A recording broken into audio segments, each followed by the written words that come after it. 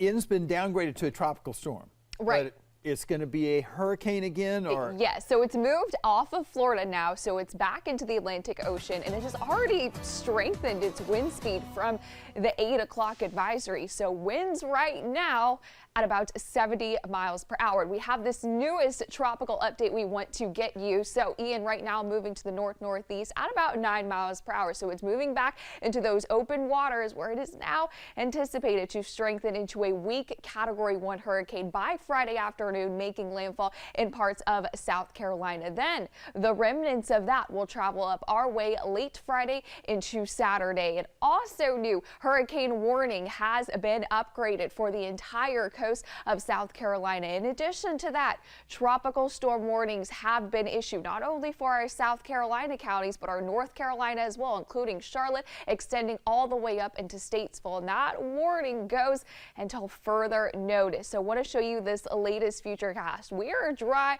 but we are breezy and cloudy for the rest of today. Rain will start to move in into the overnight hours into early Friday. Want to pause this at 8 a.m. You can see heavy bands of rain starting to move from the southeast to the northwest, becoming heavy during the afternoon and evening hours. And you can clearly see that in some of these darker oranges, red colors. This continues throughout the evening and overnight hours. Now, this particular model has rain clearing off by early Saturday morning. It's been consistently showing that. So if that's the case, we could see some improving conditions, at least for the second half of Saturday. Doesn't look to be nearly as wet. That being said, I still think we'll see some lingering showers throughout the day. And winds, also another aspect of Ian. Winds right now already gusting around 25 to 30.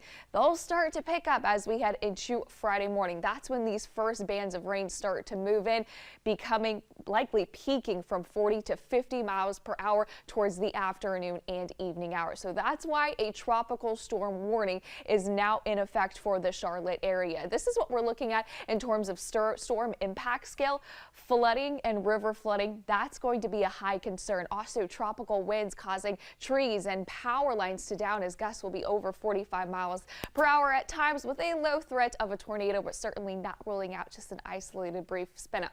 Now for tonight, if you are headed out to football Thursday night, it got shifted from Friday to tonight. It's going to be great. It's going to be cloudy and a bit cool, also breezy, but temperatures will still be hanging on into the 60s.